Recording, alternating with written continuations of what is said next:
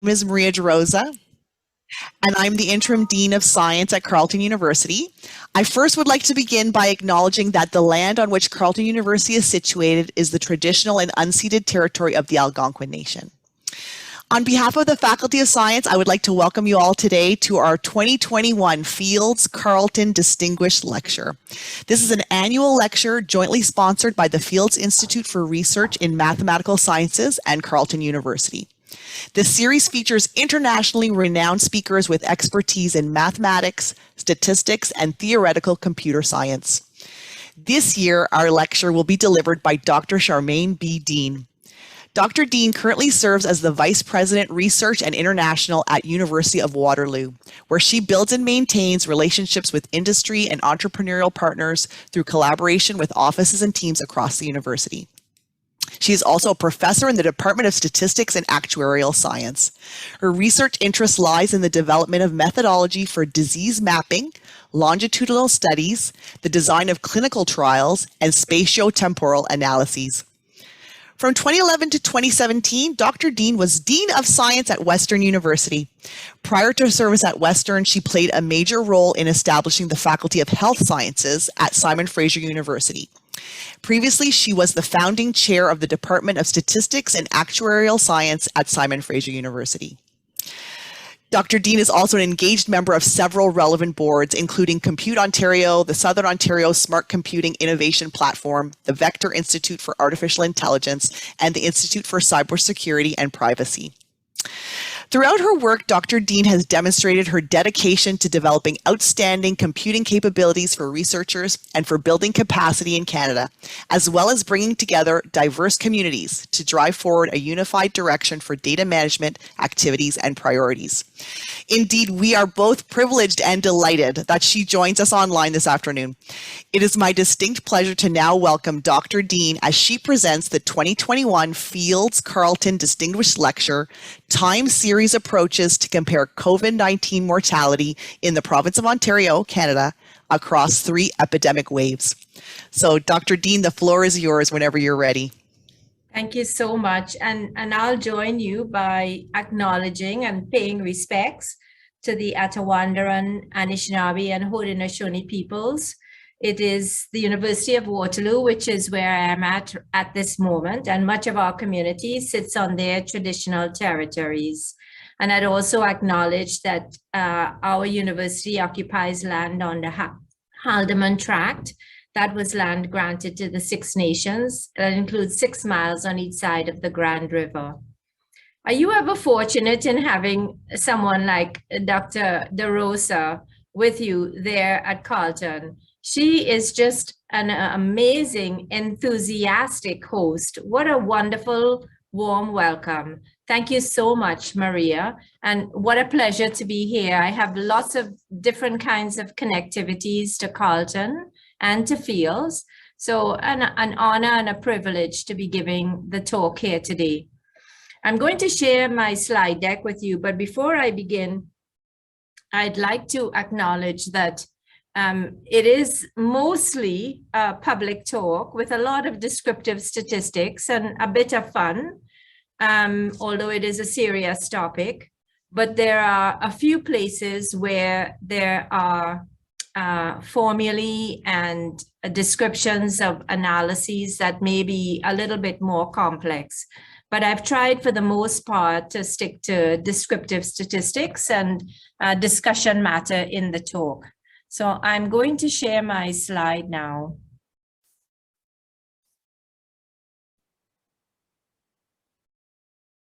And Maria, it would be good to hear from you that you can see my slide deck. Looks great. All right. So this is joint work with postdoctoral fellow Georges Bussibarota and Elizabeth Renouf, who is a postdoctoral research, who is a research associate, and also Dexon, who was a PhD student of mine and who is now at the National Research Council of Canada.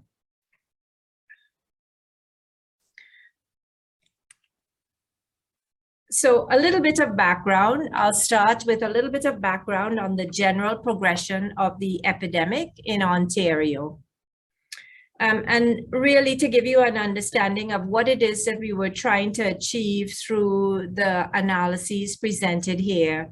So our goal was to understand and compare trends in hospitalizations and mortality. And we did this over 2 waves and then subsequently 3 waves of the epidemic. And I'll show you where the waves are shortly. Our testing, as you know, testing was limited. COVID testing was limited in wave 1 and parts of wave 2. So it's difficult to compare waves by cases. The so-called alpha variant became dominant by February 2021, and then the delta variant became dominant during the month of June 2021. I'll give you a little bit on the current situation as well.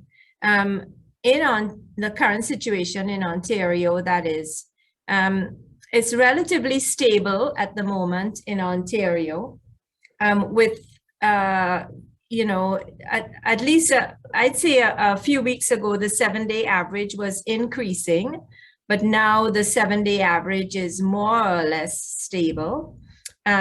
We have maybe about 300 to 450 cases per day, I will say. Most of the growth is in the rural areas, Sudbury, Chatham-Kent, and Algoma at the highest. The deaths and hospitalizations are also stable. And we know that about 84% of our eligible population is also fully vaccinated. I think the growth in the rural areas is what we need to watch at the moment. The cases are more or less controlled in the larger cities. You know, there are lots of different mechanisms that have helped control the growth, including the use of air filtration in classrooms, and that's not happening in the rural areas.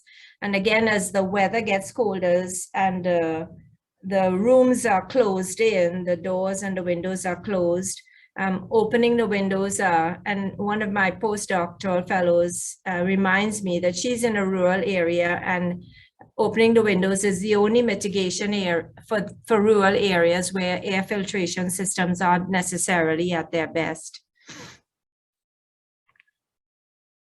So this is a plot of the daily reported hospitalizations and deaths.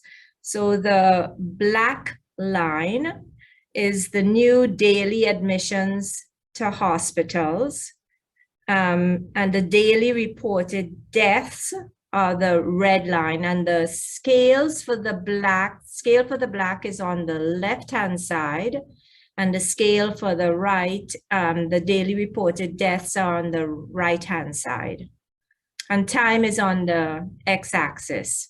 And those are the definitions of the 3 waves here. There are some data corrections, as you can see. There is a large data correction that is not shown over the length that was used to spread out over the length of the first wave. So a large data collection in the first wave that was spread out over the whole of the first wave. In the second and third wave shown, there are also 2 data corrections that are needed. Public Health Ontario, who provided this data, didn't give a time frame for the data correction. And in fact, it could have been in earlier waves. We replaced the data corrections, the data values there with 3-day averages. So just that you know, the data are not without issues. And there are some large spikes that need to be handled, and we've taken those and replaced them with 3-day averages for 2 waves. And for the first wave, we spread it out over the full period of the first wave. So as you can see in this, I won't read the charts. They're the times for the dates for the 3 waves, the number of deaths and in each of the waves, and the length of each of the waves, the average deaths and the average number of hospitalizations and average hospitalization. The deaths are decreasing over each wave. You know, there's more knowledge with the treatments. First, in the third wave, definitely the vaccination effect is also at play. The hospital admissions are increasing over each wave, and there's also increased cases, of course, over the waves. It's difficult to know how many cases were missed in the first wave. And I'll also note that there is evidence of increasing virulence of the variants of concern. The hospitalized subjects also get younger over time as the older population becomes immune first. We also know that a large percentage of hospitalizations, if you take the rate of deaths over hospitalizations, it's about 63% in the first wave, 39% in the second wave, and about 20% in the third wave. So clearly a big drop in hospitalizations over deaths over hospitalizations, the rate of deaths over the waves compared to the number of hospitalizations, jumping from 63% to about 18%. So this is the number of cases over the waves. And the black line, the black solid line, is a 7-day moving average of the number of cases over the waves. And it just shows that the number of recorded cases is the highest in wave 3. And that could also explain, obviously, some of the hospitalizations. I'll also note that it's very likely that wave 1 was pretty seriously underreported. This chart shows the hospitalizations and the age groups related to each of the hospitalizations, with long-term care identified in orange or red, and then shades of gray identify older to younger hospitalization groups, age groups, with the darker shades from black all the way down to light gray, the darker shades having the older age groups, and then the younger age groups with the lighter shades.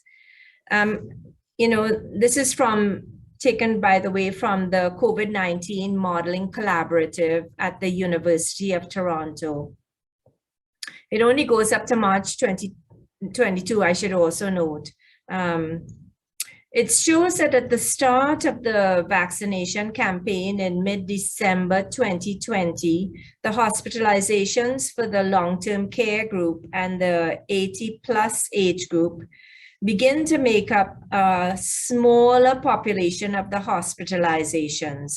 And then by the start of the third wave, the older age group and the longer-term care age group make up much lower percentages of the hospitalizations. So the mean age of hospitalization in waves 1 and 2 was about 72 years old, whereas in wave 3, it's only 60 years old. So this is the vaccination effect for the most part at play here. And this particular chart shows that most of Ontario deaths, as we all know, are in the over 60 age group. But you can see that there are, well, more than half of the deaths are in the 80+ age group. But the hospitalizations are not concentrated, or at least less concentrated, only in the upper age groups.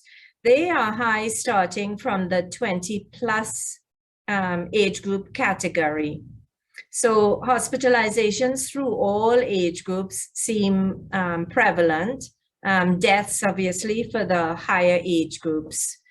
Note that many in the early wave were in long-term care facilities and weren't sent to hospital. So that also changes the course of the analysis with regards deaths by hospitalization.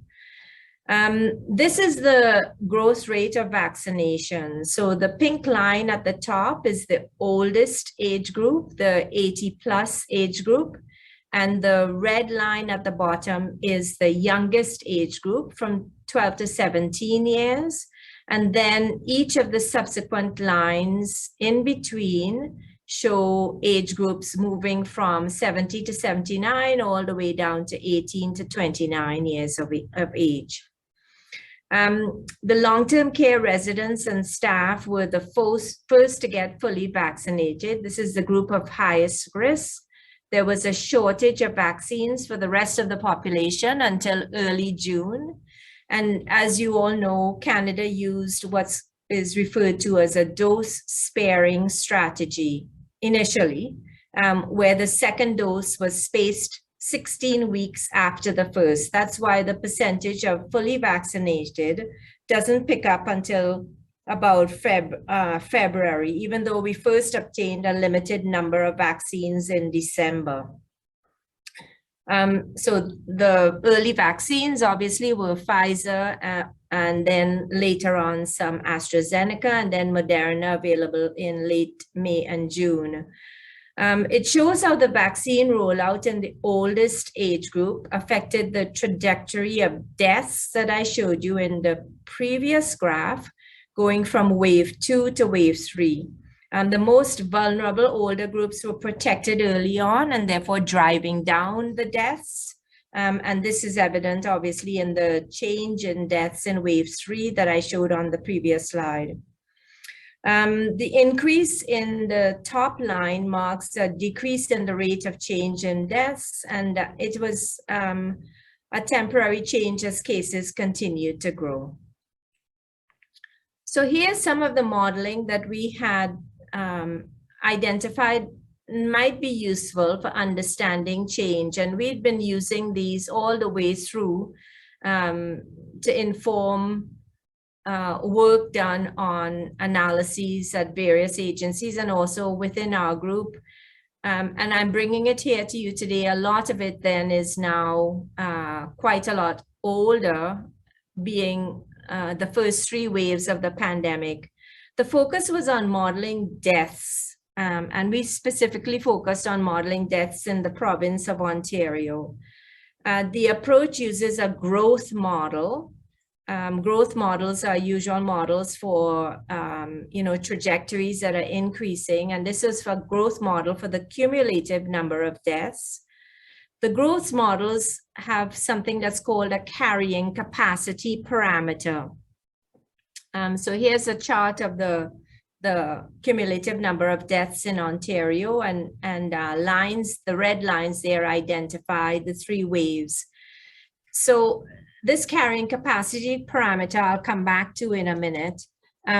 Most growth models, logistic growth models, have a carrying capacity parameter that is fixed. And here we're going to use a different kind of carrying capacity parameter, and I'll explain why in a minute.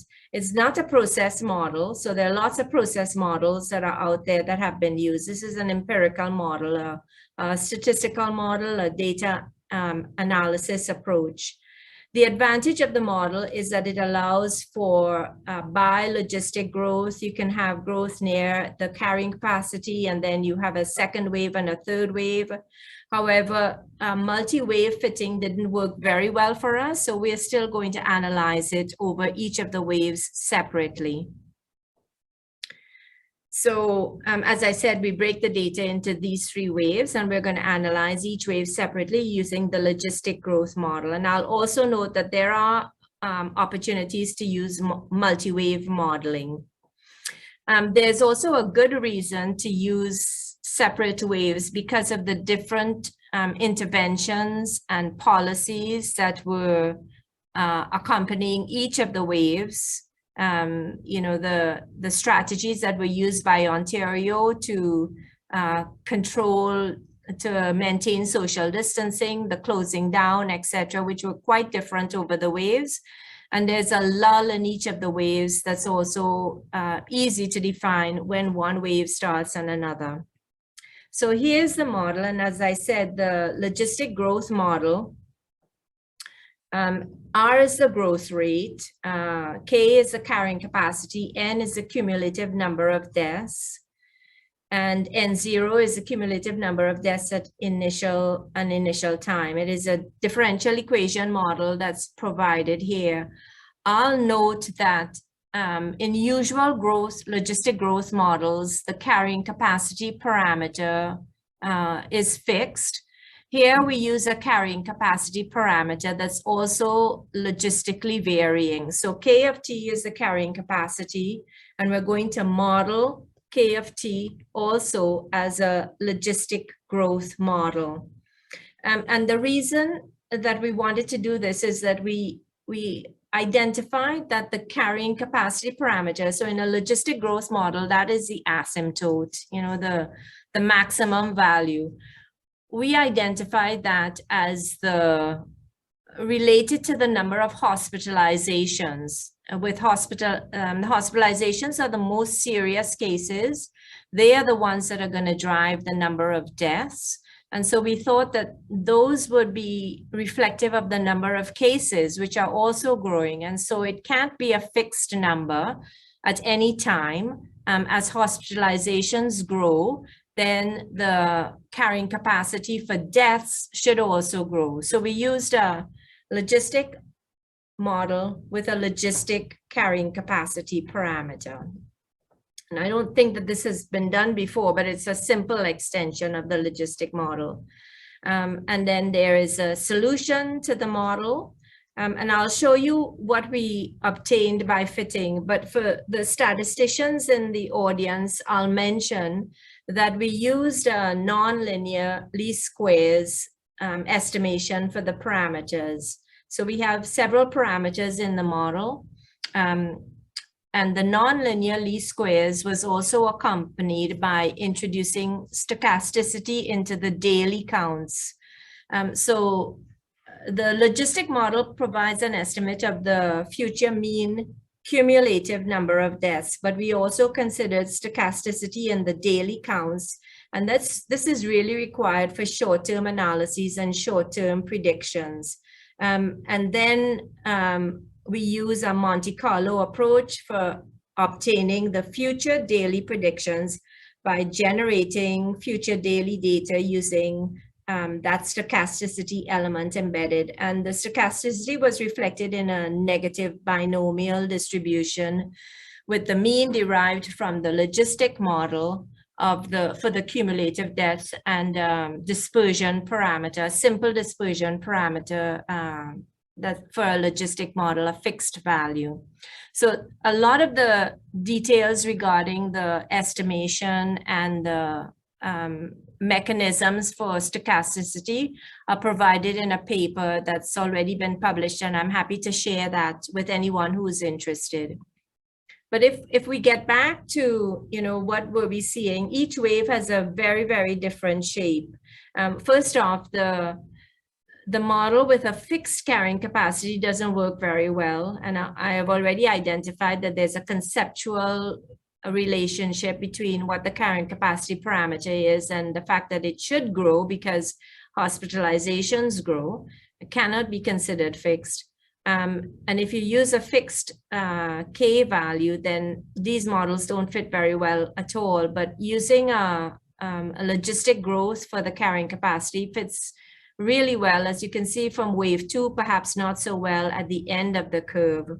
And the waves have a very different shape, but the model, even though the waves have a different shape, the model is really flexible and can fit very well. The growth rate is highest in the third wave. And then the item that's called characteristic duration refers to the time for the logistic curve to grow from 10% to 90% of saturation.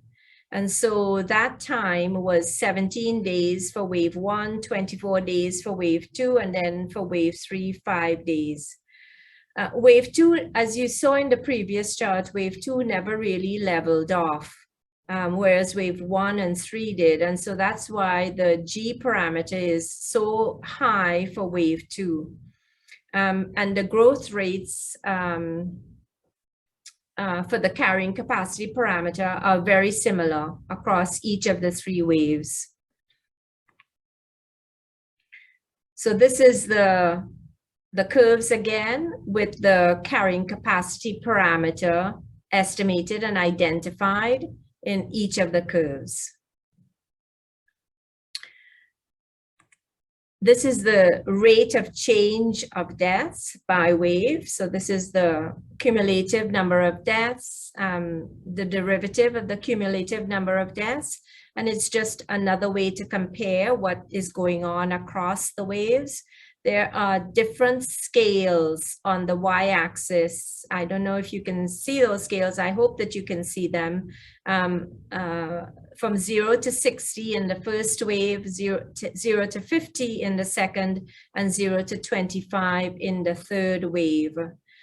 As you can see, we really got things under control before reopening in wave 1. Very, very cautious approach given what was going on elsewhere on the globe, the whole lockdown. And then after, you know, we saw an initial narrow peak, then we had a very long flat period in the end. But then in wave 2, the deaths grew very, very quickly with reopening. We returned to school. Schools were closed in the entirety in waves 1 and 3. In wave 3, March was when vaccinations really picked up.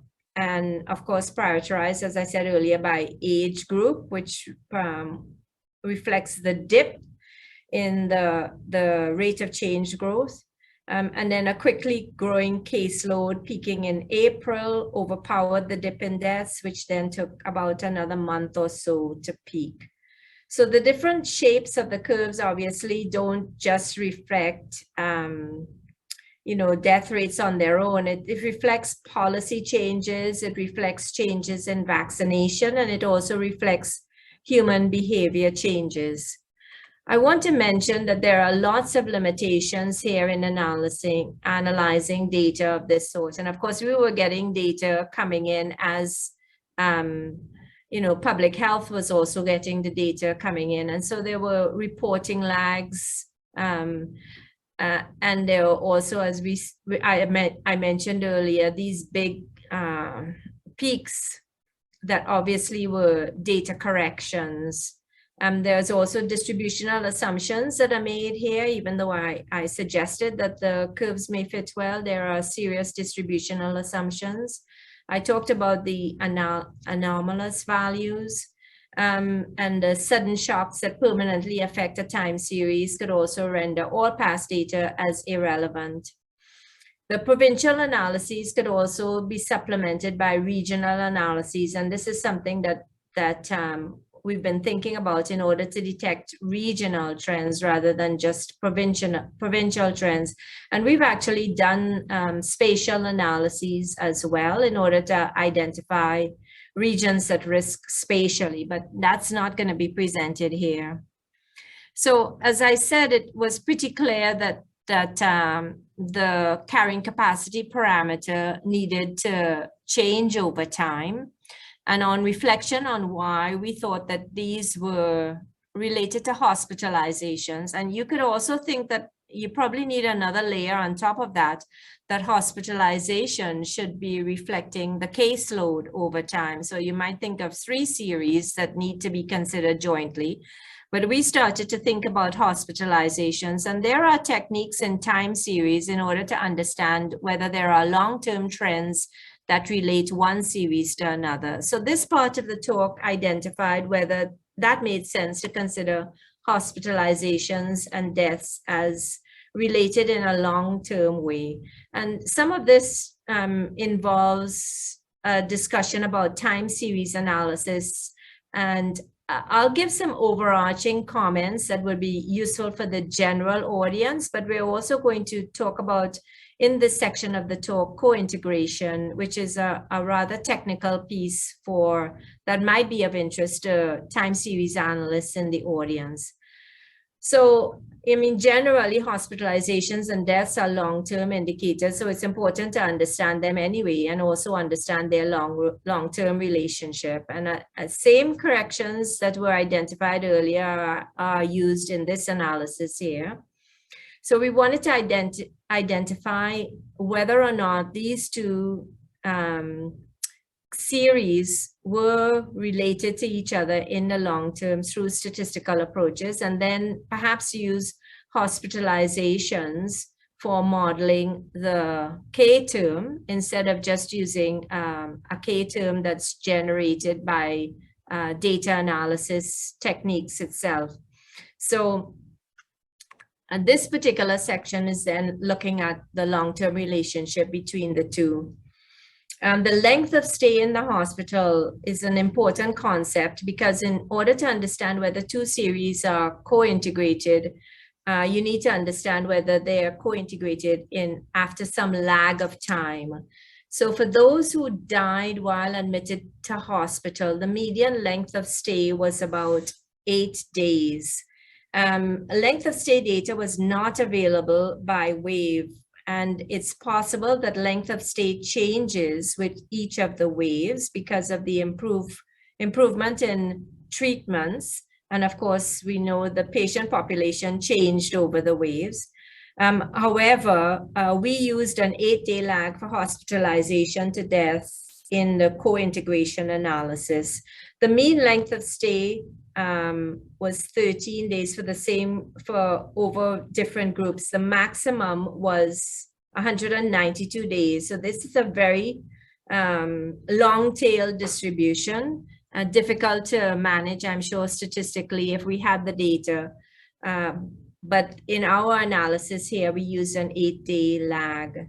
So this is an ARIMA model that's used in order to identify whether the two series are actually related to each other.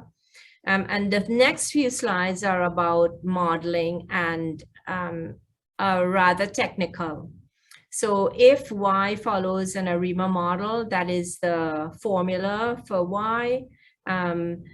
The backshift operator is defined there. The psi, the intercept, their coefficients for the autoregressive and the moving average parts of the model.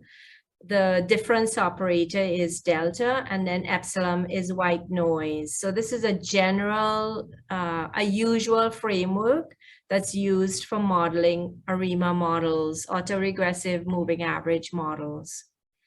So again, here's the data, and we confine the data to where activity was happening. So the bold lines are the 3-month segments that we considered within each wave for which the data we use for analyzing co-integration. So we considered 3 intervals of intensity, months 4, 5, and 6 in 2020, December, January, and February from 2020 to 2021, and then March, April, and May in 2021. So the analysis showed, so I should also note the blue here is hospitalizations and the red here is deaths. And those are the two co-integrated series. The bold pieces are the co-integrated sections that we would like to identify whether there is a long-term relationship between the two. We know that from a preliminary analysis that a moving average model with order 1, with an integration of order 1 and ARIMA 011 fits both hospitalizations and deaths well. So this is just explaining what I've just said, the 3 peak periods that were used to identify whether the two series are co-integrated, and then the kind of model that seems to fit each of the two series well, and then that the residuals from hospitalizations as a regressive death and the waves are roughly stationary.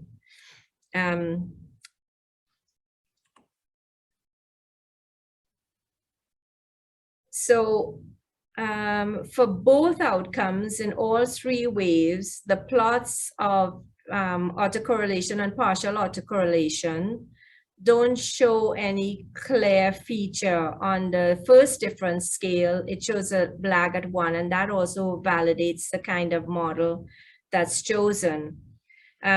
So a moving average model of order 1 with an integration of order 1 fits both hospitalizations and deaths well. The first plot is a plot after taking the first difference. It shows the two processes may be seen to be stationary on the first difference scale. The autocorrelation plot, the ACF, shows the autocorrelation of the first difference. The top two right-hand plots show that only the first autocorrelation at lag 1 is significant. It goes beyond that blue dotted horizontal line. And the moving average of order 1 then might be a reasonable fit for both outcomes. And autoregressive order 1 may also be a reasonable fit for both outcomes. The PACF at the bottom, the two right-hand plots support this choice of model because it's showing a geometric decay through the lags. The residuals are obtained from a linear model regressing hospitalization as a function of death. It's not differenced. And this is the same for wave 2, and no difference here. And then finally, this is the plot for wave 3. Same sorts of inference there. So the candidate model named by the first letter of the outcome and the order of the parameters on the left hand, that's the first column. So an ARIMA PQD and PQD are listed in the rows as 1, 0, 0, 0, 1, 1, etc.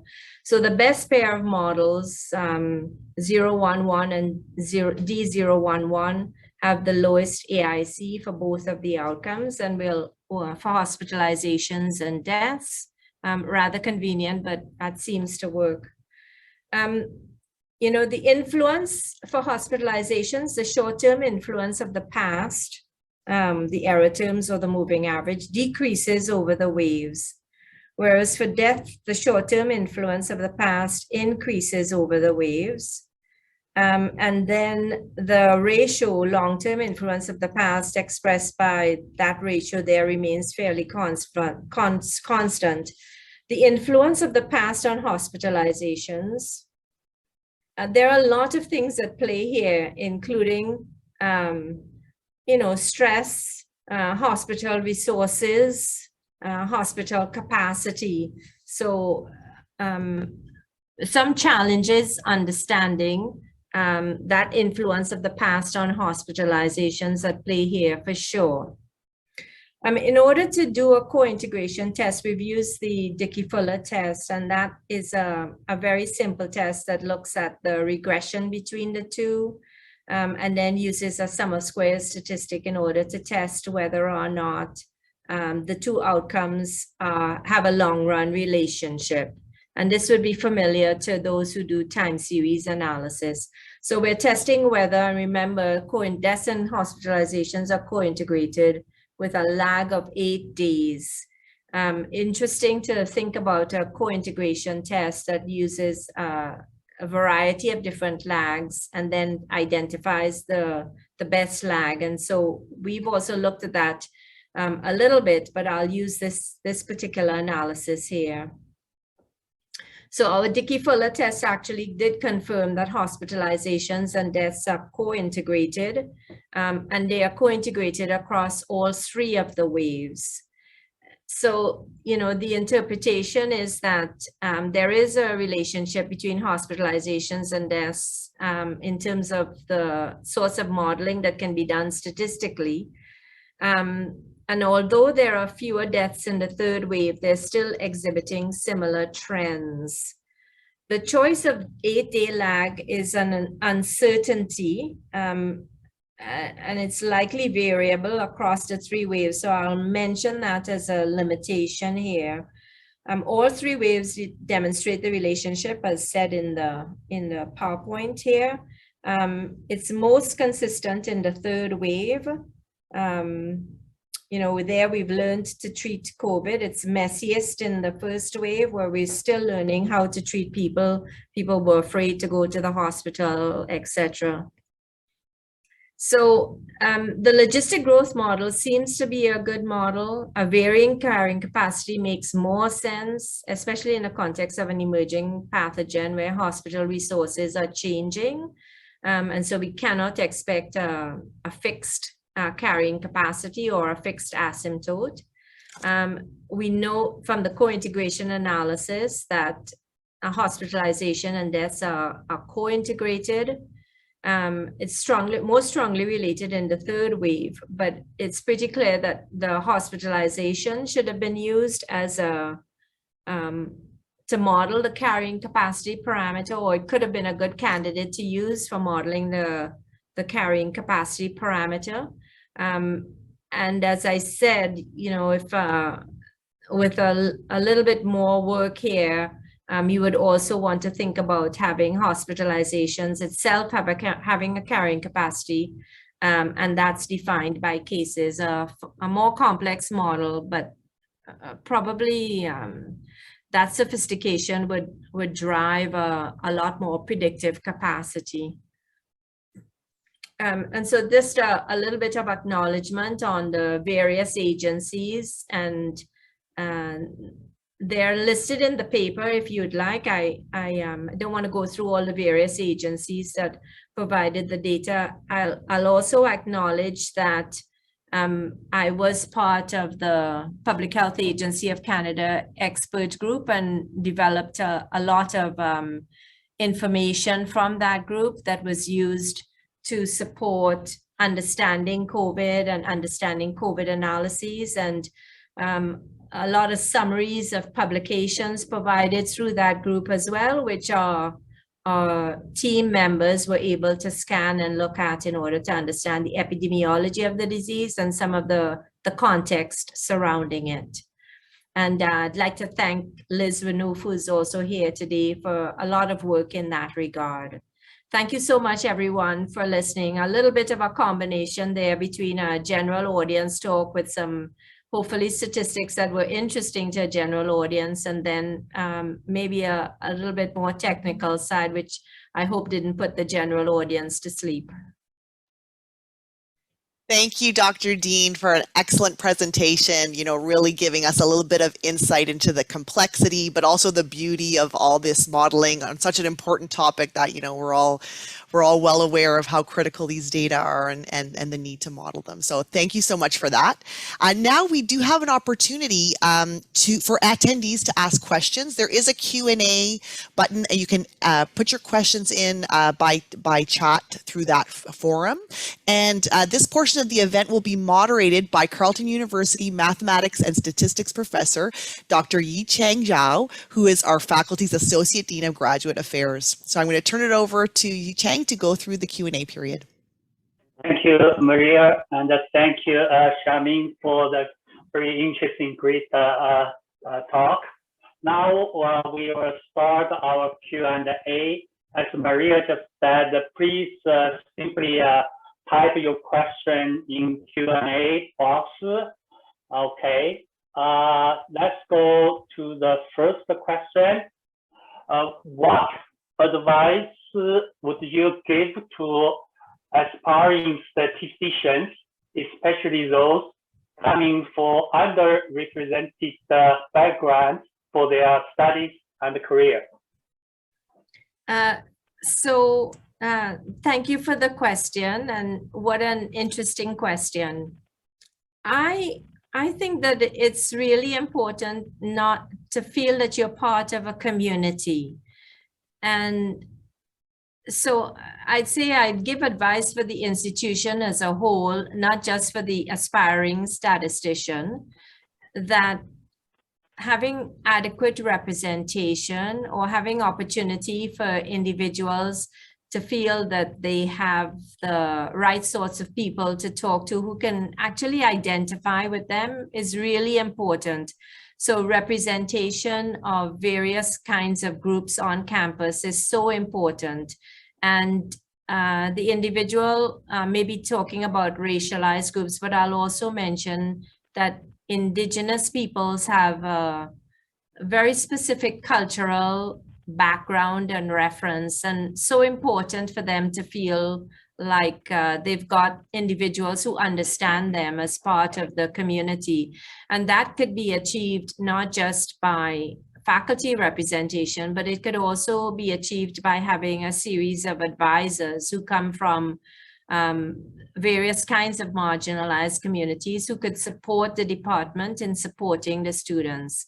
And for the students, I would say having mentors is so important, being able to form groups where you can talk about issues or things that are happening. I know for example, last year for members of our Black communities, they were seriously impacted by issues that were happening in the news and just needed people to chat with, to express emotionally what they were feeling about the issues that were arising. And then our Asian community had some challenges as well last year and continue to have some challenges as well.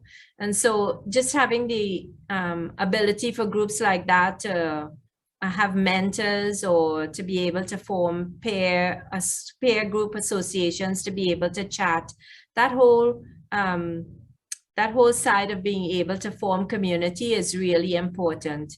And professional training is also important. I'll also mention that. So being able to have the opportunity to go out and have special kinds of professional training related to statistics or data science, but also related to career growth more broadly. That's also really important. I touched on those things. I'm happy to speak offline if that's helpful to the individual in a more dedicated fashion. I don't know if this community is aware, but I have the honor and privilege of leading an equity file for the University of Waterloo. I have a team of about 80 people who are just so passionate and who are helping me with that file. It's an honor and a privilege to work with them. And we have a whole website that talks about what's important for young people and how do we support young people better. Thank you. Next question, actually two questions. Can machine learning techniques be used for this type of problems? Meaning modeling COVID cases in each wave? Yeah, so there's a lot of work that's been done on AI techniques.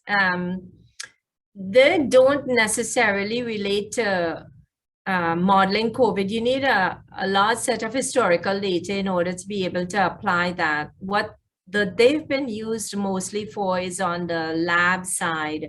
So a lot of data on, the pictures of lungs and various biomarkers that we have lots and lots and lots of data for, and then being able to use that to identify early cases that may become far more severe very quickly. There have been some AI tools that have been used in that regard. In order to model daily deaths, I think you'll need a much longer time series. So we have done this in the fire science context. So to be able, I'm going to switch out of COVID to explain why longer data are important. So in the fire science context, in order to try to understand whether or not a fire is going to become so far out of control that it's going to cause havoc on the landscape, it's really useful to be able to use historical data from, the 1920s and 50s and 70s and 90s. You've got many decades of historical data. You can isolate the conditions from there where it's expected that something's going to go crazy on the landscape. And that's where machine learning tools are most effective. So being able to have that data and being able to subset out where things go wrong. With this particular sort of time series, we were analyzing this last June. So, we're talking, 4 months worth of data, trying to fit wave 1 to that and trying to predict, when things were going to calm down and the opportunities for creating alarms when we see the logistic growth curve saying, the future trends in the short term are going to go in a very, very difficult place. That short-term data is very difficult to use, I think, in a machine learning technique. But like I said, there's been lots and lots of COVID analyses that have made use of AI and machine learning techniques where those techniques were just absolutely amazing to put in place because of the amount of data that were available and how hard it was to do other kinds of modeling techniques with it. And the imaging is one that comes to mind for sure, the lung and the respiratory imaging. Thank you. Next, it's not really a question, it's a comment from Jeffrey Rosenthal. Thank you very much, Xiaoming. Keep up the good work. Well, that's very kind, Jeff, and so nice to have Jeff here. And I'm a Jeff follower, so. Yeah. Okay. Next. Thank you for the inspiring presentation and answers to the questions. I'm not a statistician. What do you see as next steps in this research?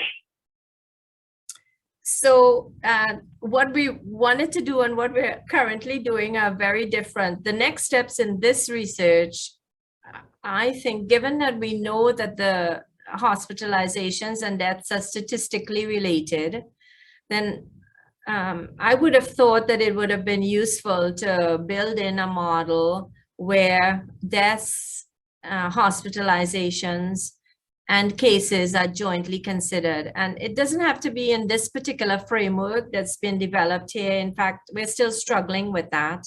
It could be there's a technique called joint outcome analysis where 3 or 4 responses that may have different models associated with them, like one's a binomial and one's a Poisson, or one has a different scale than another, but they can be jointly analyzed. And the reason you want to do that is because it's pretty clear that one will help support a better prediction for the other. So ignoring the other 2 kinds of data may mean that you have a good enough prediction, but you could do so much better if you know what's happening on the hospitalization side or on the cases side.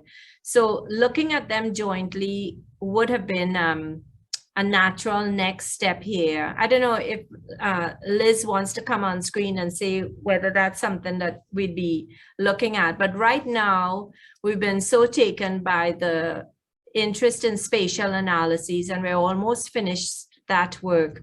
And what's caused differences in COVID outbreaks in different areas, in different small areas. So we've moved on from this into the whole business of looking at spatial inequities and perhaps trying to understand the socioeconomic context with regards a pandemic and spatial disparities. That's what we're doing right now. But Liz, I don't know if you wanted to weigh in on this. The other thing that we were doing with this is also getting short-term predictions. So we were constantly getting short-term predictions for the next day and the next day because we wanted to create an alarm function.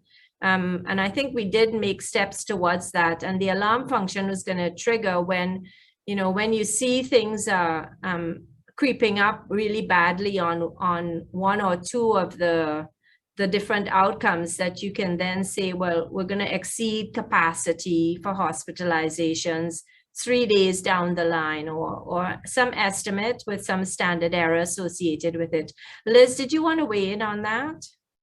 I would just say to continue this research, I think things will be easier to predict now, because with the extreme vaccination coverage in the older group, we should be able to use something like the joint outcome model that you described to be able to predict hospital resources and management and deaths expected from the number of cases. So that would be helpful.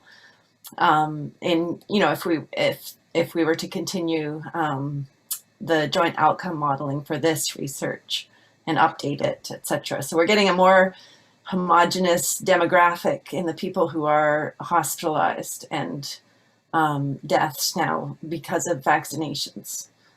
And that may be able to inform, how hospitals come back up to full swing with other aspects of their work. So if we know what can we expect with regards to hospitalizations related to COVID, we'll then be able to inform how elective surgery and other surgeries can also come into play and what needs to be reserved for COVID capacity. Thank you. Let's go to the next question. Are there any analyses looking at the effects of accurate and clear science communication, both from the government and the media and various ways? So I've been sending all the summaries of all the work that don't specifically relate to what we're doing as a team to Liz. So I'm going to let Liz weigh in on this. I would say that the World Health Organization has done a fair bit of work on communications and good and bad communications and misinformation and good and bad misinformation and how this has affected response in various areas. So that's one thing that I'm aware of. And I'm going to call on Liz again. Can you speak on the communications aspect?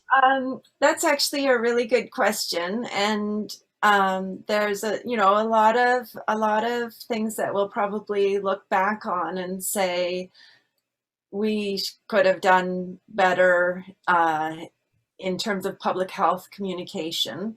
And there's certainly a lot of discussion about the media, for example, sort of amplifying the very small percentage of people who do not want to get vaccinated, and not sort of putting it in the context of this is what it is in terms of the percentages of people, because most people want to get vaccinated, move out of this and continue, but there's very real reasons why people are hesitant, and it's completely understandable how they got to that position.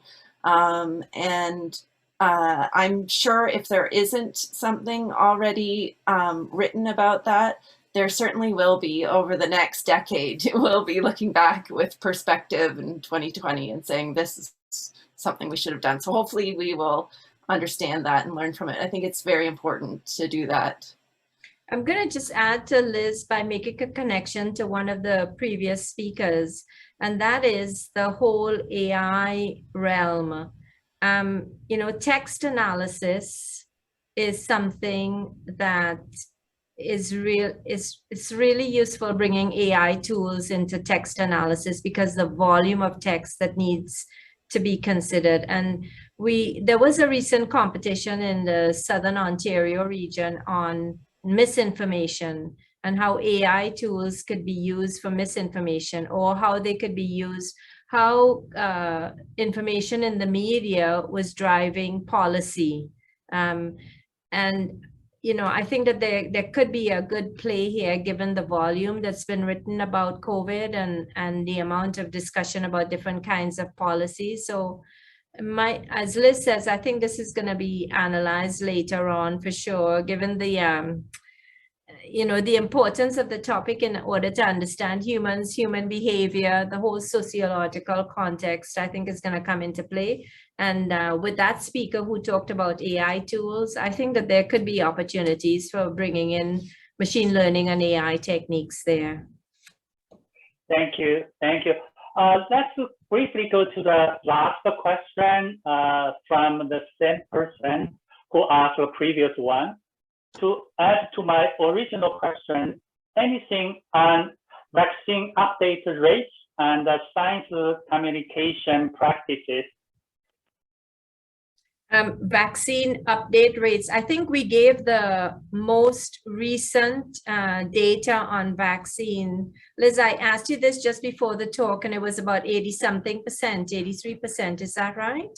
Yeah, 84.5 fully vaccinated, 88% of eligible people with at least one dose. So we're doing well.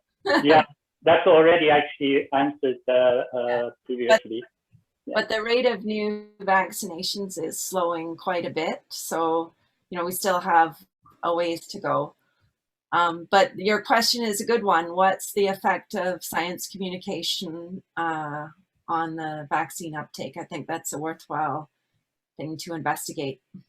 Agreed. And all the discussion about the controversies surrounding it as well. There's a lot of data on flu vaccine uptake. So that would be a place to start if someone was interested. Thank you. Thank you very much. That concludes our Q&A session. Maria?